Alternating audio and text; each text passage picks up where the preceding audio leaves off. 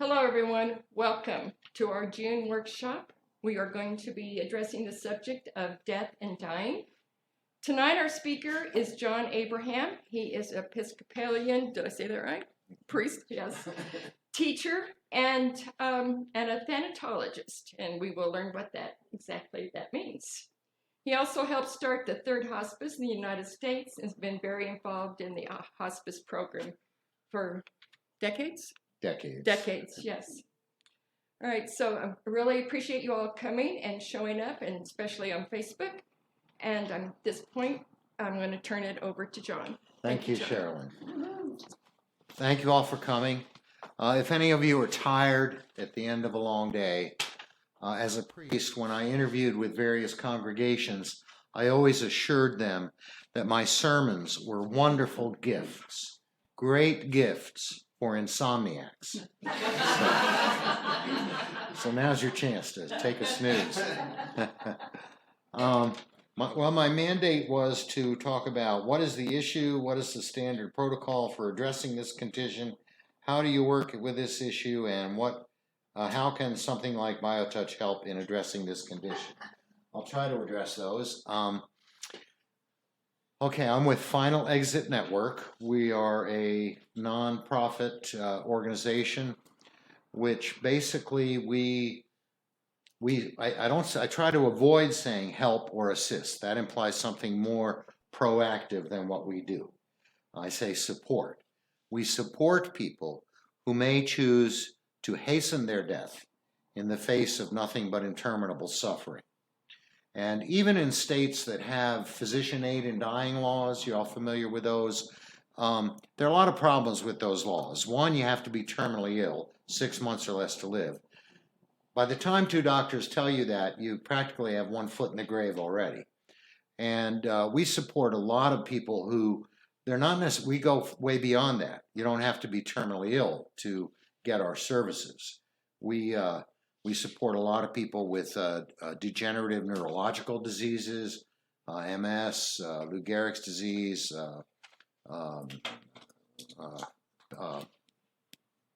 well, the list is long, but and most people who do this, even in states that have physician aid in dying, and by the way, it's not that easy to find a physician who will cooperate even in those states, but even there, very few people do it because of physical pain.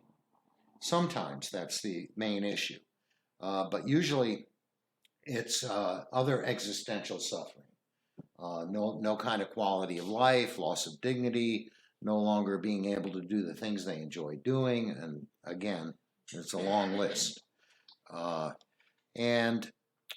me say also that we're good for about 20 to 30 minutes, depending how much conversation we have. There's no such thing as a dumb question, except maybe the one you don't ask, okay? So feel free to speak up, okay?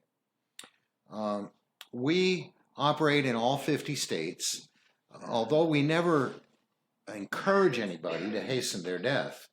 On the other hand, you don't want to lose what we call the window of opportunity. You have to be able to act while you can. And that consists of, well, there are only two methods we recommend. One is the way most people in hospice care die these days, and that is stopping eating and drinking. On average, that takes about 15 days, could be a week or less, particularly if you cut out the fluid. But you need a caregiver for that, somebody to keep your mouth moist and bathe you and so on. The other is the inert gas method. Any inert gas would work. We use nitrogen, helium, argon, and that it is quick and certain and painless. And within 30 seconds to a minute, you're unconscious. Within 8 to 10 minutes, you're dead. And but you have to be still able to turn on the gas. You have to be physically able to manipulate the equipment. We cannot supply the equipment. We cannot manipulate the equipment. We can tell you how to get it all delivered right to your door, but you have to get it.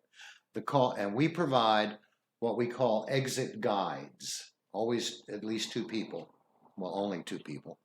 And these guides, it's our biggest expense. We fly these people all over the country, and they can be with you when you exit, because we don't think anybody should have to die alone. And although they cannot provide the equipment or anything, they can give instruction and provide guidance so they can make sure you do it properly. Okay? And these guides, I can't recommend them highly enough if you go that route. They are extremely compassionate, very well trained, and the whole process takes about 6 to 8 weeks. It can be expedited if it's a particularly acute situation, but on average, it's about 6 to 8 weeks from the time you call to the time you exit. And what happens is you call our toll-free number and you say, I want to apply for exit guides. And then we have a medical committee that screens people. We no longer support any mental health issues. We support a lot of issues, but not those. We used to support long-term serious clinical depression, but no more. And so from the time the medical committee screens people, and they will want not email, not snail mail, by snail mail, they'll want in writing a letter from you. What is ailing you? What's your condition? And why you're contemplating doing this? And they will want something from your doctor saying, they don't need your whole medical history, but they want something saying you have something failing. Maybe it's your eyesight or your hearing, or you have Parkinson's or MS or cancer or whatever the case may be. So they'll want some kind of diagnosis. If you are approved by our medical committee, then the exit guides will be in touch with you. They will give you infinitely more information than I'm giving you this evening, and they'll make sure you've explored all your options. But as I said, they'll tell you where to get all the equipment. It can all be the nitrogen, the tubing, the regulator flow meter, how to make the hood. It's a clear plastic hood that and there's no suffocation or air hunger. The gas displaces the air, so you're comfortably inhaling that instead of air. And then once you have all the equipment, they'll make an initial visit to further assess you and your living situation, get acquainted, and then you set a date you want to exit. And they can come back and be with you on that day. Now, my understanding is once you're approved by our medical committee, that's good for about a year. If you have picked a date to exit, you can always change your mind at any point, of course, right? But if you have picked a date to exit and they visit more than a couple times, then you have to start the process all over again. If you say, no, I've decided not to die today, you might have to start the process. What else to tell you about death and dying? I'd like to hear a little bit about your experiences, but mine is the way most of us die in this country is not good. And by not good, I mean it's prolonging the inevitable. And slowly it's getting better, but the whole medical system is here to keep you alive no matter what. And it's really uphill to get beyond that. Money is a factor. It's expensive to die. Most of us, the leading cause of bankruptcy, personal cause of bankruptcy, is medical costs, even though you have life insurance, though you have medical insurance. Okay, leading cause of bankruptcy. Most of us will spend more in the last 6 months of our lives on medical care than we have spent in our entire lives up to that point. And last year, Medicare spent $55 billion on people, not within the last 6 months, within the last 3 months of their life. $55 billion. I'm sure some of that did some good, but most of that did little or nothing to improve their quality of life or extend their lives. So it's a factor. I don't think it's ever the primary factor. Maybe it is pretty rarely. But, people would rather have something left to give to their family, their friends, their charity, whatever the case may be, rather than be bankrupted. What else to tell? What brought you here tonight? Let me hear from a couple of you. What concerns do you have? Anybody? You have the right to remain silent, but nobody? I have a question. Yes. The committee that you're speaking of, when somebody is interested and they call your number and ask the committee to come out, is this basically all homebound, or if a patient is in hospice, can they call you? National Hospice does not support right to die. Now, having said that, they may terminally sedate you and so on, but they don't support it. And most hospice care is at home. And we encourage people, if they qualify for hospice, to do that. Because when you die at home and you're in hospice, there's no inquiry. Otherwise, if you die at home, there's always a police inquiry. Not that it's necessarily problematic, but it happens. And so to answer your question, what your question is, can you be in hospice care? Or? Well, if you're in a hospice facility. Oh, no, a facility. Yeah. But if you're an outpatient. Yeah. And you're in your home. Yeah. But you're taken care of by hospice because of the insurance companies and so on. Yeah. If a patient or a family member says, we want to contact you, can you still go out to the home? Yes. Even under hospice care? Yes, definitely. And most, you rarely are you in a hospice facility. I mean, you may be there for a week or two. It's usually respite care to give your primary caregiver a break. But yes, and that happens. Yes. And okay, go ahead. What do you find the most ideal way to die? I'm gonna, assuming I'm not mangled in a car wreck, I'm gonna do the gas method, the inert gas. What's the process like if someone's home, just even the natural process that you would see as beneficial for people in their dying days? Well, there are a number of factors to that. I have a long list of what makes for a good death versus a bad death. One is being surrounded by family and friends. Being touched or held or not, as you so choose. Maybe having your favorite music going and that sort of thing. And being in your own environment. Most of us would rather die at home. About 80% of us will not. We'll die in a nursing home or in a hospital. But we'd rather be in our own familiar, comfortable surroundings. I don't know if I answered your question, but that's part of it. Yeah. And what else? What else brought you here? What if you're not able to turn the gas on yourself if you're in, like a disabled state? So, if you had a living will and what have you, would the other person be able to do that for you? Yeah. Our most well-received program. Okay, let me answer a couple of pieces of that. If you're unable to turn on the gas yourself, it is illegal for anybody in any state to turn on that gas for you. Does it happen? I'm sure it does. And some people do this overtly, others do it covertly. Overtly, they're discovered with the hood on, the gas is there, everybody knows exactly how they died. Covertly, someone else removes everything afterward, puts it in a dumpster a couple miles away. Nobody knows how you die. Cause of death is usually deemed to be an underlying condition.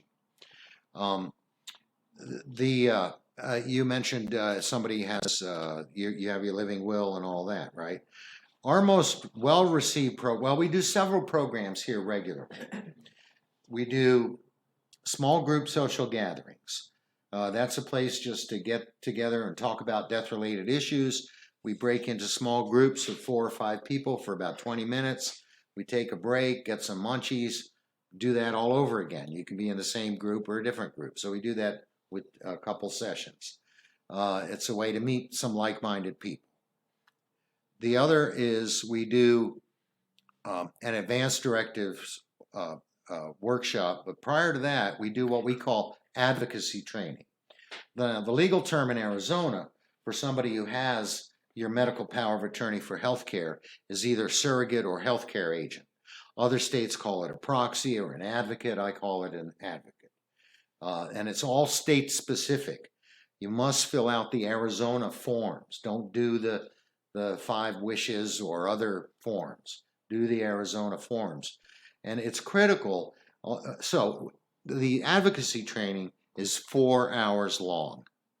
And it consists of a video demonstration, some role playing, about 40 pages of handout material, and it's teaching people basically them and or their advocate, whoever has power of attorney for healthcare, to make damn sure they get the kind of care they want and don't get what they don't want, not just at end of life, but anytime they encounter a medical institution. And you know, these days, the doctors, I won't do too much doctor bashing, but you know, they practice defensive medicine. They'll run all kinds of tests without even asking you, and of course, bill you for them. So anyways, it's teaching people to do that. But somebody who has power of attorney for healthcare, that does not empower them to kill you, to turn on the gas. Yes. So do you have a support person also that comes out? Say, for instance, I say, I chose looking for like the gas. I heard about it. I want this to stop. I'm too much in pain. I've talked to my son. I've talked to my family, and I want to go. But then all of a sudden, I have fear of dying. Do you have a support for The exit guides are well trained in that. church regard. ministers or somebody coming in and If you, allowing to be with your group at that time? oh yeah, there's nothing illegal about being with someone when they die. You can have a priest, a clergy person there, give you last rites or whatever the case may be. Because in your you said tradition. something, you said, you know, you talk to somebody and then you make plans, but then all of a sudden the person says, I don't want to die today. So what kind of process do you go through with that? Well, you can change your mind at any point. There's nothing compelling you to die. Do you work with the patient? Sure, yeah. And that would be our exit guides, who are great counselors. Yeah. Why'd you come up with the word exit guide? Well, the Final Exit Network is basically what the Hemlock Society used to be back in the day. And Derek Humphrey wrote the book Final Exit, which was sold about 3 million copies. And so we piggybacked on that name, Exit Guides. Yeah. What was it like starting those first hospice programs? It was uphill. There was no Medicare funding. Now it's all paid for by Medicare. A lot of it was fundraising. A lot of it was simply educating people what we're up to. You know, nobody had heard of them. But it was great. I mean, it was all volunteer in those days, and terrific people involved. My dad was from England, and they started there before they started here. We used to visit there all the time, so I knew about them long before we had them here, and I thought, that's a good idea. Let's do it. So, yes. Does self-induced exit cause a problem for life insurance?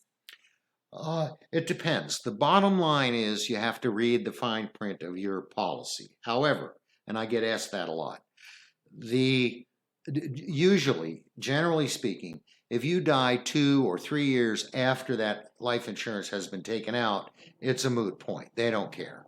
But if you do it, you know, within a year or two of having taken out a hefty policy, then it can be voided. Yeah, but the bottom line is ask your agent or read your own fine print. I don't want to give you any misinformation. But generally, if it's more than a couple years later, it's not an issue. What does a thanatologist actually study? Oh yeah, thanatologist. It comes from the Greek Zeus and the gang. And among the many Greek gods were Hypnos and Thanatos. Hypnos was the god of sleep. Thanatos was the god of death. And I'm a twin brother, so I have a twin brother, so it works. It works perfectly. So thanatology is the study of death and death-related issues, such as grief, anticipatory grief, bereavement, mourning, this sort of thing.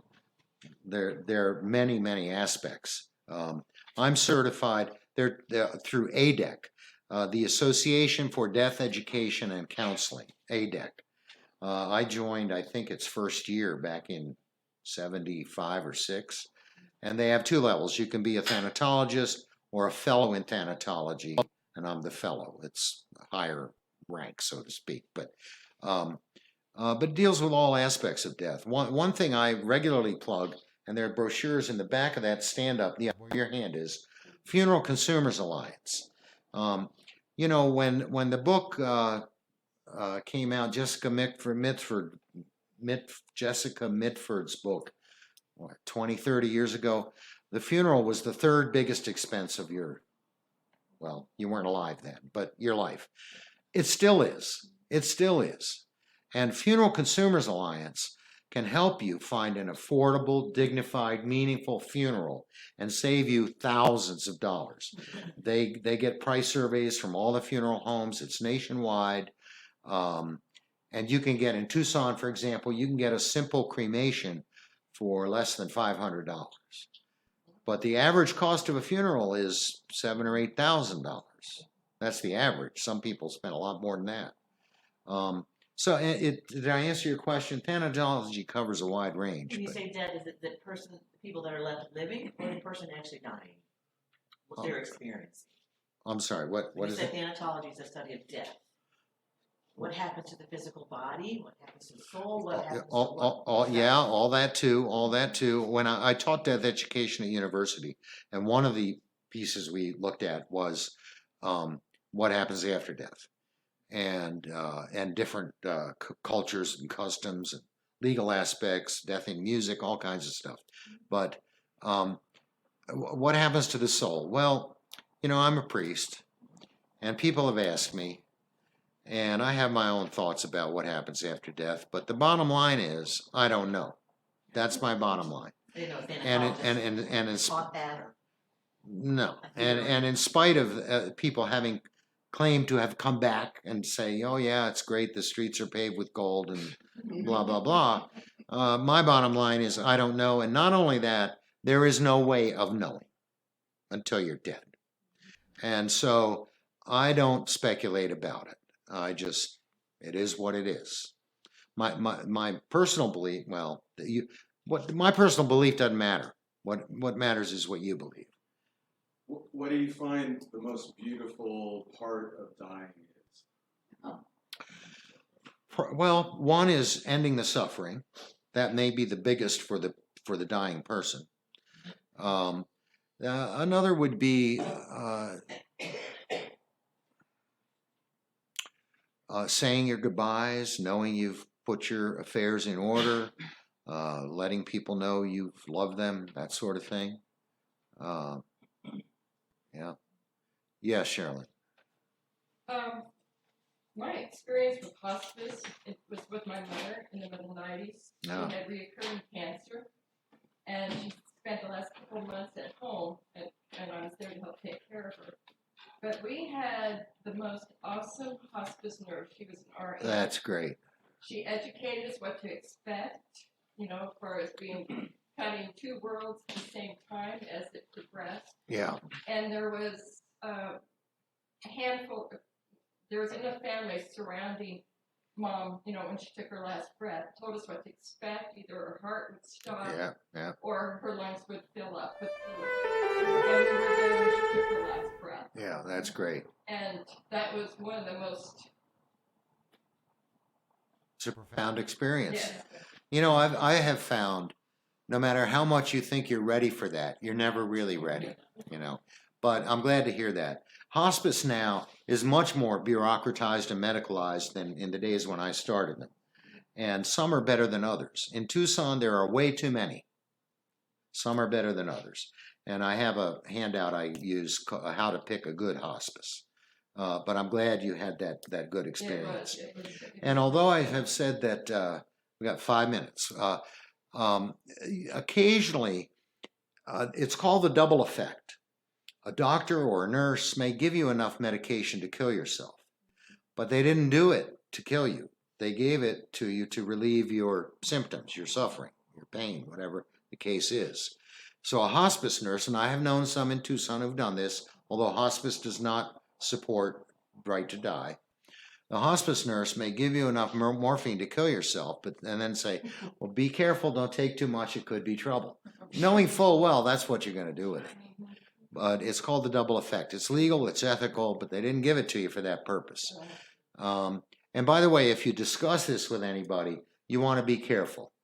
If you don't know where that person stands already, discuss it in the third person. My friend so-and-so has been suffering for years, blah, blah, blah, blah, blah. She's thinking of hastening her death. What do you think? Because if you do it first person, you're a danger to yourself or others. I know 3 women in Tucson who have been locked up for anywhere from 3 days to 2 weeks against their will for bringing this up. So just a caution. Yes. How would Alzheimer's or dementia affect? That's a very insidious problem. It's a tricky one. We now know Alzheimer's is fatal. My mother died from it. 8 years going downhill. She didn't know who I was near the end. But unfortunately, for us to support you, you must be a mentally competent adult. Now, we do support early stage dementia, but if the doctor has said you are no longer mentally competent, we cannot be part of it. And it's an insidious, tricky situation. You don't want to become too demented to qualify, so to speak. Does that answer your question? Sort of, yeah. Yeah, What's too demented? it's a big problem. Pardon? What's too demented? Well, to be called no longer mentally competent, medically. How could BioTouch help in this situation? Well, I think I don't know enough BioTouch to give a really good answer. Maybe Sherilyn or Paul or others of you could. But I think I mentioned touching earlier, to be touched or held as one wishes or not. I think that can be a very comforting, helpful part of the process. Okay. Yes. Oh, anybody else? And what brought you here? Any questions, concerns? Well, do feel free to take a newsletter, pens, all the handout stuff. I'm trying to think what else might we have about 1 minute left. Yeah. I can't think of what else might be most helpful to you. I hope you might consider coming to some of our programs. What's critical, even if you have advanced directives, living will, all that sort of thing, all that paperwork is of very little good. Even having filled out all the forms correctly, more often than not, your wishes are still not honored. What's critical is that you have a good advocate, a good surrogate, somebody who has power of attorney for health care and can speak for you. And the way it's written is they speak when you can no longer speak for yourself, but you can empower them to take charge right now. And it's very critical. Yes. You mentioned that Medicare covers this? Medicare covers hospice care. Oh, hospice care. Yeah, Okay. yeah. So this would be out of pocket. The final exit networks work? Yeah, no. The cost, by the way, there's no cost for our exit guides. As I say, we fly them all over the country. The cost to you to get all the equipment, the nitrogen, the flow meter, the regulator, the tubing, blah, blah, blah, is about $400. And you have to spend that. But otherwise, no. Okay. Oh, we're done? Well, I hope, pardon me? Yeah, we gotta move on. Yeah. Okay. Thank you all. I hope this has been helpful. Oh, yeah. Thank you. Welcome to all those people. How many people have never done BioTouch? 1. No, you've gotten it. She's gotten it. She's done it. Am I in the screen there? Okay. Oh, you cut your head off. Woo, nah, good one. Thank you. She's cruising to get on staff. Oh, you'll do well. Yeah. So, and we have to talk loud because that AC's on. Okay, all right. Welcome. Thank you, John. That was That was very wonderful, informative. very Very informative. informative. Yes, yeah, I mean, it's definitely a part of our life that you will not get away from. right. And so what we're going to do is share some of the points and some of BioTouch that, well, at least for myself, I've worked with numerous people who've gone through the transition. And I'll tell you, when John talked about the touch part of it, there's nothing finer. And I'll just give one example of it. We were working with a young man. He had brain tumor. He was 27, and he was slowly dying. He couldn't. By the time he came, his wife brought him in. He couldn't write. He couldn't speak. He would shuffle. I mean, he was going downhill quickly. And we did BioTouch with him. I think it was 3 days a week. And he actually started to get better. He was actually able to start scribbling like a seventh grader, and he could start speaking. I mean, he got so much better, they were able to go on a vacation. So we taught her how to work with him, and they went on this vacation. Well, it was such a wonderful vacation, she didn't work with him, really. And by the time they came back, he really went downhill. And he ended up in hospice over here at Fond du Lac. And he was doing a lot of techniques, a lot of energy work, a lot of prayer work, a lot of medication stuff. But we would go in twice a day with different practitioners. And we would do, as you're going to learn today, the greeting. We touch right on the skin. It's a skin-to-skin technique. And every time we would work on him while he was in that coma, he would let out this sigh. Didn't do that with anything else. But when you touched him at that solar plexus and that second point, he would sigh. Well, he ended up dying, which, of course, for those of us who are identified with life, that really sort of pissed us off because we have egos too, even though you know it's inevitable. Well, we went to the memorial, and his wife said something that I will never, ever forget. She said, out of all the techniques that they did, BioTouch was the one technique that gave us hope.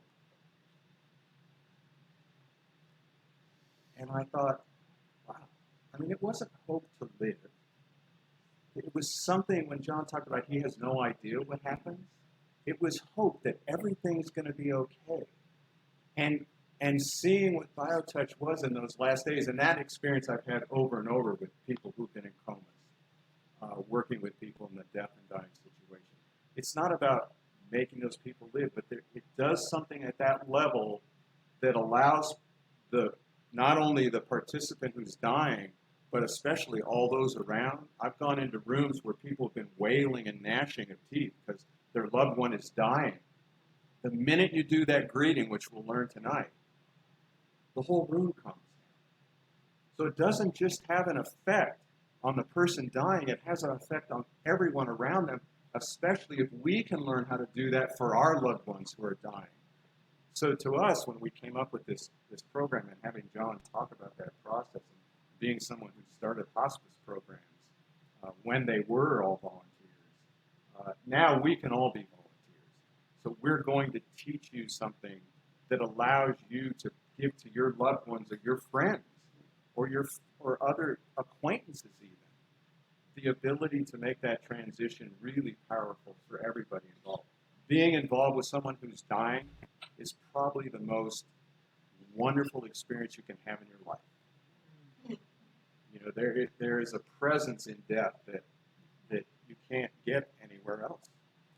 I was a caregiver mostly for my mom when she went through, and I remember thinking that how honored I was to be on that journey with her. And of course, I did BioTouch with her. I think what I found with BioTouch is it wasn't just for my mom, it was for me. Because instead of me standing there watching her, watching the process, feeling useless, I was actually part of that with her. I was doing BioTouch. It was something I could do. And she was terminally ill, so she's going to die. So I knew that BioTouch was not going to save her, but the quality of that experience for both of us changed everything. It was just beautiful. So, this amazing gift of BioTouch is for all of us, whether you're the one going through the transition or the one present with it. It gives all of us this amazing, and it brings us into a closer rapport with each other. Yeah. Can I give an example? I'm not a clinician. I worked at Arizona Oncology for years, and as an office manager, where I used to go because I knew all the touches, and I might not have done it the right way and so on, but I did touch the employees. And I was in the treatment room area, and one particular patient, like Paul says, he'll never forget. One particular patient saw me touching one of the nurses, and the nurse went, "Oh." And she said to me, the patient said, "Donna, can you come over here and touch me?" And I touched her and was touching her. I spent about 15 minutes with her. Again, I don't know what I was doing, but I was swiping, and I felt it in myself, what I was doing. She came up to my office. She asked to come into my office, which I never let patients come in my office, and she said, "I've been taking nausea medication for the chemotherapy ever since you've been touching me. And I don't ask for the medication." And I took her nausea away. And I will never, ever, ever forget that. And I worked 26 years in that clinic, but that's one patient I'll never forget. So like Paul says, it could be anybody. Yeah. That was an experience. Yeah. Thanks for sharing that, Donna. So my name's Paul, My name's Bev. and this is the Bev and Paul Show. No, it's not. No, it's a Paul and Bev show. It's Mondays is Bev and Paul. Right. This is Paul and Bev. Thursday nights is Paul and Bev. We have a good time here. We're going to teach you how to do some BioTouch. And you have your little workbook there. Everybody have a workbook? If you'll notice, so this workbook is part of our main manual. This is our whole manual. This has 17 sets of points in it. What we've done for these workshops is to take out a few sets of points that are the most important to do in the particular condition that we're working on. Like we call this a health condition. People say, well, health condition? Right. Well, yeah, it's a condition. So we've taken out a few sets of points, and that's the workbook that you've been given.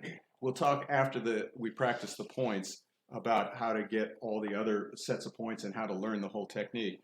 But we always start with a little synopsis of what the condition is, and that's what's on the first page. And then Bev's going to start taking us through what is BioTouch and how we do the points, and then we're going to show you some points, and then we're going to actually practice on one another. Mm-hmm. So if everybody will turn to page 6 in that little workbook that you have. Of course, we have a lot of ours. Just want to tell everybody who hasn't been here, we have a lot of our staff here tonight. I'm so happy. So they really do know what BioTouch is. Theoretically. They do. Oh, yes, sorry. Well, if you really know what it is, we're going to put you on the Monday show. Woo. Ann says, don't look at me. So we're just going to go over, especially for those who have not experienced BioTouch, what this amazing technique really is. Thanks, Donna. There's a couple of bullets here. We'll just go over it. First of all, BioTouch by definition is one person touching another person lightly on the skin. It's skin to skin contact, which brings us into a relationship between two people practicing this amazing presence with one another. Because what we're finding out with BioTouch is when you're practicing it with another human being, there's no expectations, there's no ego involved. All that's required really is you want to help someone with their pain and suffering. And that is as close to love as we're going to get at this point in our understanding of what that really is. So BioTouch is this amazing gift. It's very simple. We wash our hands, use the first two fingers of each hand, and we touch for 6 to 8 seconds on each point that we're going to touch on the skin. And then you're ready to go. So the first bullet, it's easy to learn, even children. So this is something that we're really all starting to step into. Paul and I are really interested in, because our main vision is to get this into the family groups. So we can start with children and go through with the grandparents and we just have this amazing picture of how this technique can help the whole family unit through every stage of life. That's part of our whole vision statement. This is to be for every single person, because we're all have the ability to use BioTouch and be totally effective. So children get it. I always think when we practice BioTouch, we can be like children. It's so innocent. There's nothing there but just love, just a compassion for another human being, innocence. And that's how we should practice BioTouch all the time with each other. It brings us into this rapport. So children have learned it. They have been certified. It's so easy to learn. And so we love working with children. They kind of get it. It's amazing. The next bullet, it's a complement to any healthcare program. Well, yes, it is. It's complementary to anything you want to use, whether that's a diet, particular diet, another healing modality under a doctor's care, whatever you want to do. BioTouch can only enhance that process. So in that regard, we're beginning to think it's more integrative and it is holistic, because what eventually happens is this awareness begins to happen with BioTouch and the wholeness of who we are. You know, we feel, we think, we have bodies. And so we have this physical, emotional, mental wholeness about us that BioTouch actually addresses. The beauty is it begins on the body. Everybody has a body. We look at each other and we say, you look the same as I do. You have the same body as I do. We're not different at all. That's where we begin. And then we each go on our own amazing self-awareness journey. It's absolutely beautiful. So complementary, integrative, wholeness, that's what healing is. And complementary doesn't necessarily mean if you come in for a particular condition, that's the condition that's going to be taken care of. Right. So you might come in and work with a woman who had peripheral neuropathy. I said, well, what's that? She says, oh, my feet hurt. Oh, well, we can help that. But you know something? Her feet never got better. Her blood pressure got better. Her mental attitude got better. Her blood count got better. People enjoyed seeing her around town when they couldn't stand her. But her feet never got better till the day she died. So complement and integrative doesn't mean that we know, because we don't diagnose or recommend. We're just working with you and your program, and whatever you decide to do is what you will do. We'll never tell you to try this or not try that, or, you know, we're talking about chemotherapy. We don't know if chemotherapy is good or bad. For some people, it might be exactly what they need, and for some people, it might not be what they need. So we just know that we can work with the body and whatever it is that does healing work to figure out your own program. I think what's really unique about BioTouch is that we let the body be the guide. That's what really happens. It's like when you touch another human being with this technique, it's communicating to that body what it needs to have, what it needs, what it knows it can do with that touch.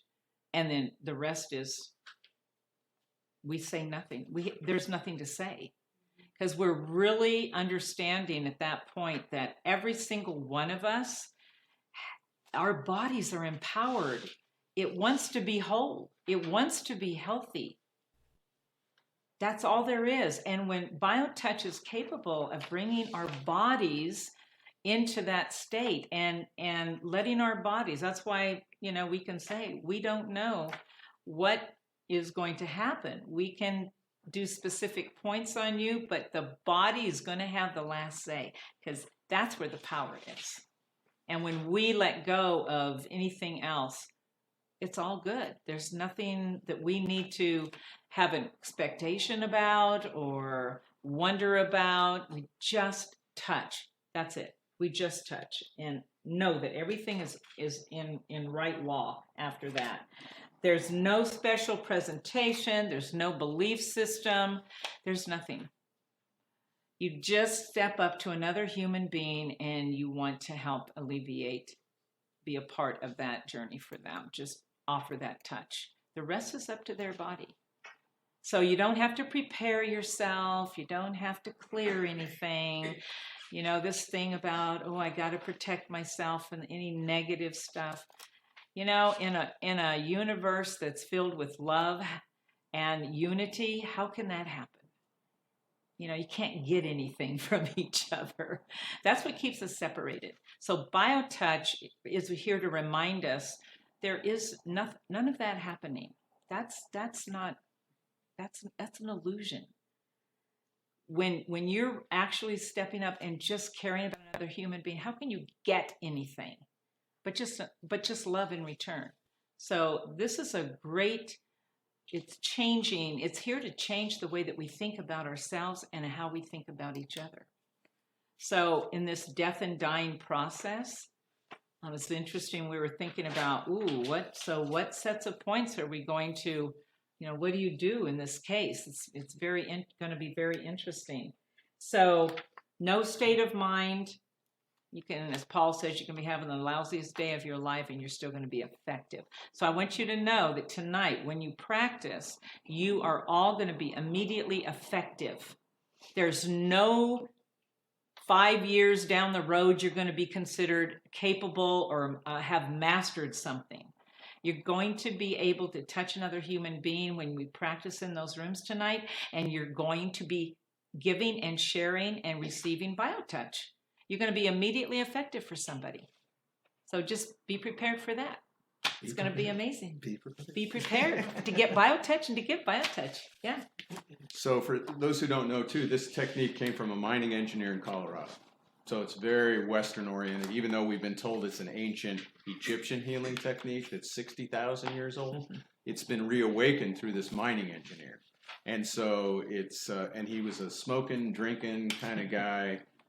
If you want the whole detailed story, you either have to come to the practitioner training or read our book. That's a little history of me and how I met Norman. But I'm the sort of the stooge that met him to make it public. So we're just excited to be able to offer it today. All of us are volunteers that work here, so we offer all of our sessions on a donation basis, sort of the beginning of hospice days. Yeah. And what we're gonna do is we're gonna share the points. I think there's 3 sets of points, and then we'll break up into rooms and we'll practice those points. And then we'll come back out and talk a little more how you can learn more if you want. So, any questions about the technique itself?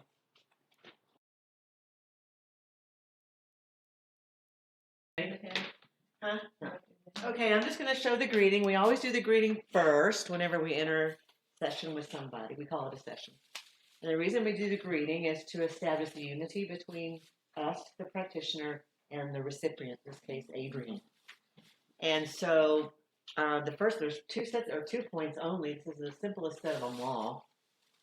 And you use only your dominant hand on this one. You don't use 2 hands on this one either. You just use 1 hand, your dominant hand. If you're left hand, you use your left hand on both points. And if you're right hand, you use just your right hand. So you take your first 2 fingers, in my case of my left hand, and I'm going to put it in the soft tissue just below the breastbone or the solar plexus or whatever. You hold that for 6 to 8 seconds. And then the second point,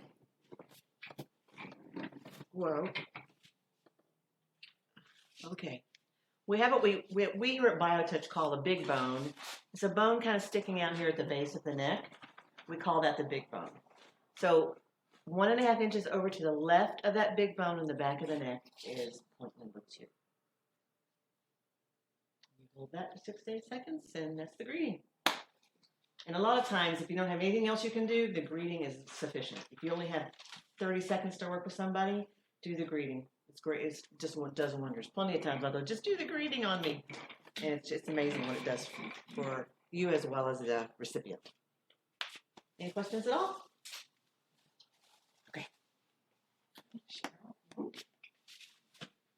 With that greeting that young man would sigh, just doing that greeting is what we would do the sign. What are we doing next? The stress? Head. Uh-huh. I'm gonna need. Can we like do that after at the end? When Somebody I sit in the can chair use for your mom. head. Huh? Have somebody sit in the chair for your mom. I'm going to. I'll be your mom. Okay. Who said that? I did. Okay.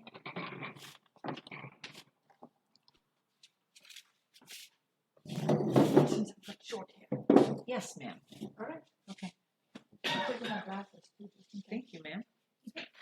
So the headset is, we use the headset to address any issues concerning the brain.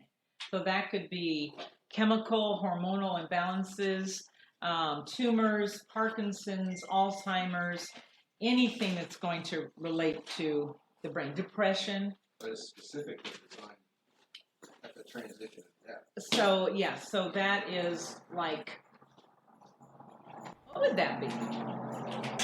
Whatever's going on in the brain when Well, you die. there that's you go. essentially So if emotional. so the if the most calming. yeah, you've got all kinds of stuff that it can address. The endorphins.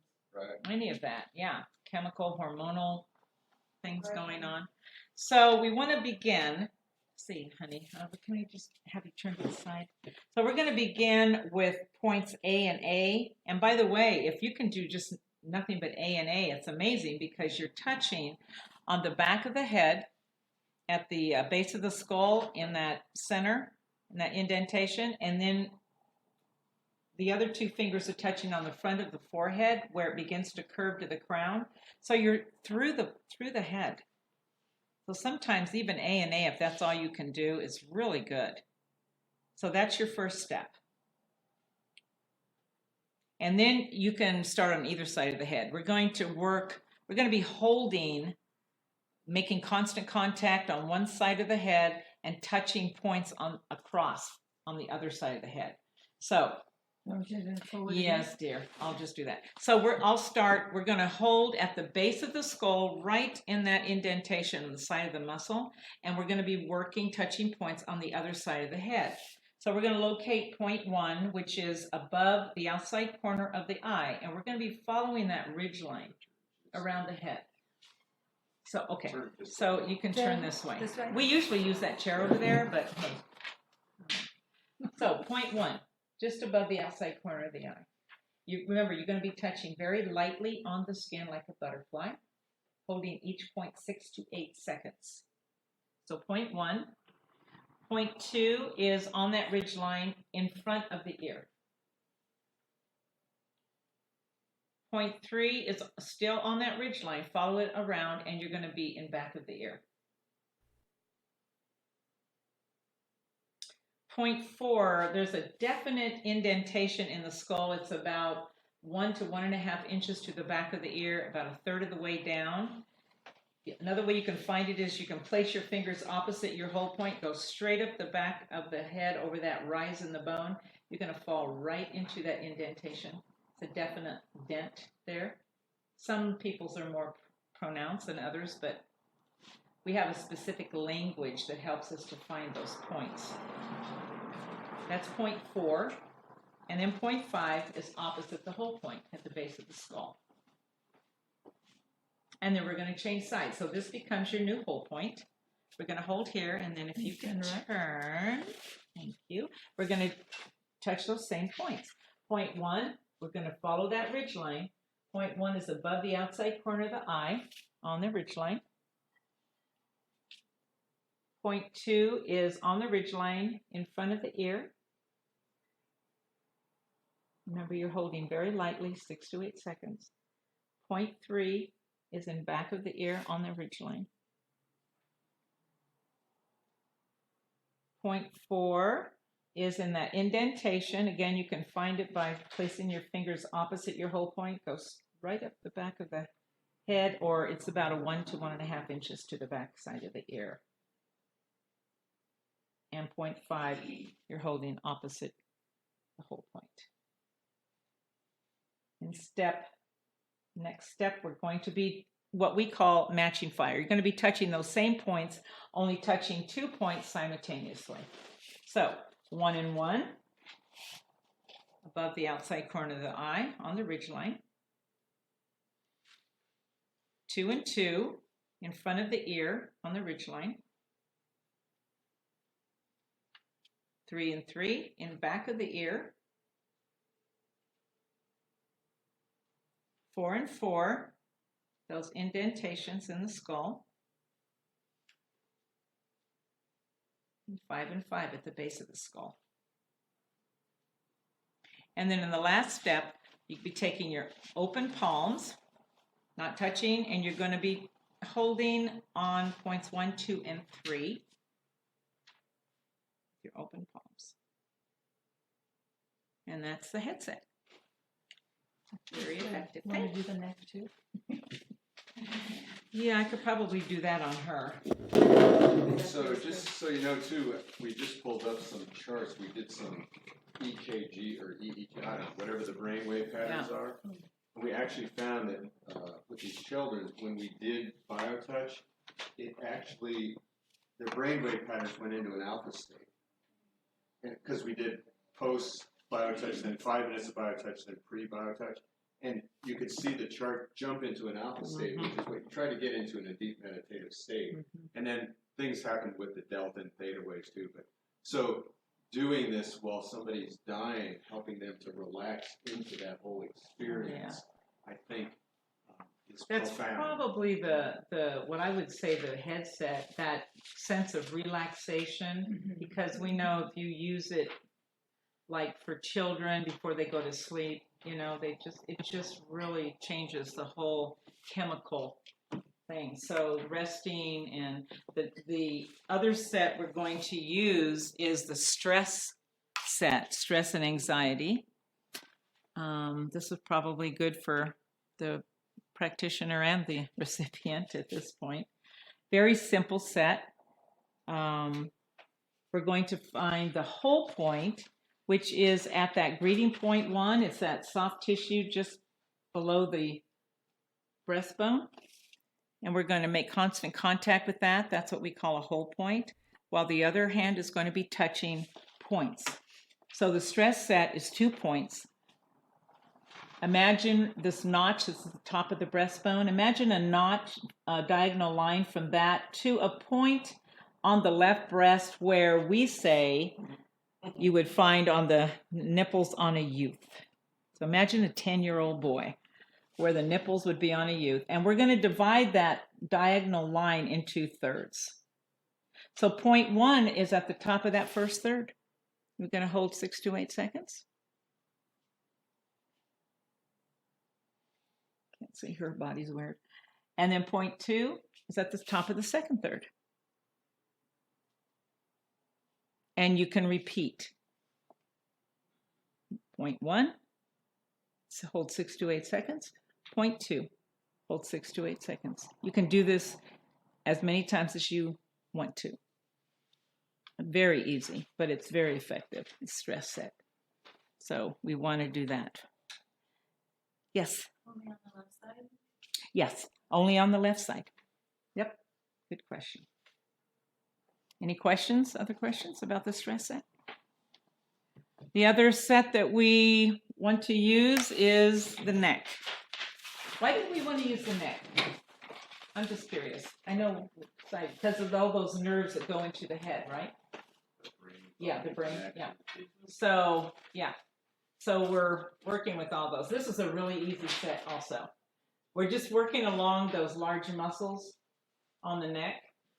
And we're, again, using matching fire, which we're touching 2 points simultaneously. So points 1 and 1 are along the large muscle in the center of the neck. Again, you're just holding lightly 6 to 8 seconds. Points 2 and 2 right in those indentations at the base of the skull. And 3 and 3 at the base of the neck. And again, you can repeat those points as many times as you want to. Yes, Larry? Are those points that are easily accessible if someone's unable to actually get up? Like, you know what I mean? Yeah. You know, it's what's really interesting about BioTouch is you can adapt yourself. You can get to those points. If somebody, you know, is obviously on their back and maybe not even, I don't know, maybe in a coma at this point. You know, if you can reach behind there as much as you can and just touch those points. It's kind of like really getting creative. You know, whatever, you just learn to be accommodating, whatever we need to do. You can do it, yeah. Yeah, when my mom was in a coma, I was able to do metabolism. Yeah. I mean, I just had to get underneath. Indeed, but yeah, it's all doable. Yeah. Just get creative. Any questions on the next set? These are really, really easy sets and really, really effective. And if that's all you can do, the only other thing I would say, and we won't even get in that. I don't think we even did it, but there's what we call local work, which involves whatever they're going through. You might want to add that too, but that could be another class. So, but if you just do those basic 4 sets, you're really going to be able to, help them to calm down and relax a little bit.